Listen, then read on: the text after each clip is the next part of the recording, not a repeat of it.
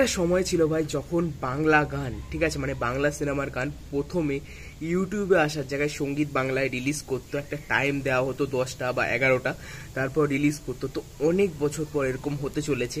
রঘু ডাকাতের প্রথম গান জয় মা কালী, ওটা রিলিজ করছে সকাল 10টার সময় ভাই। তো চলো দেখবো কেমন হয়েছে গানটা, তো চলো দেখা যাক।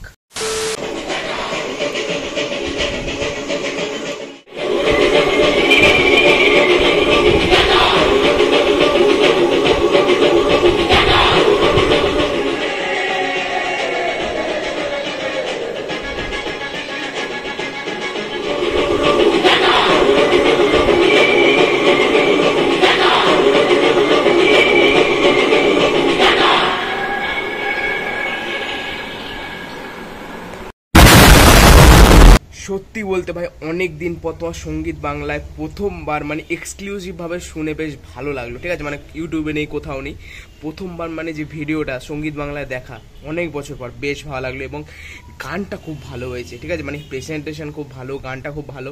এরপর আবার তোমার ইউটিউবে ছাড়াবে, ওটা আমি ভালো করে দেখে রিয়াকশান দেবো। ওভারঅল যে ফার্স্ট ইমপ্রেশন যেটা ছিল ভাই, খেমার গানটার যে গেয়েছে খুব ভালো গেয়েছে, গানটা খুব ভালো লাগছে। তো ঘুরো ঘুরো ঘুরো ঘুরো এটাতে ভাই হল নাচবে।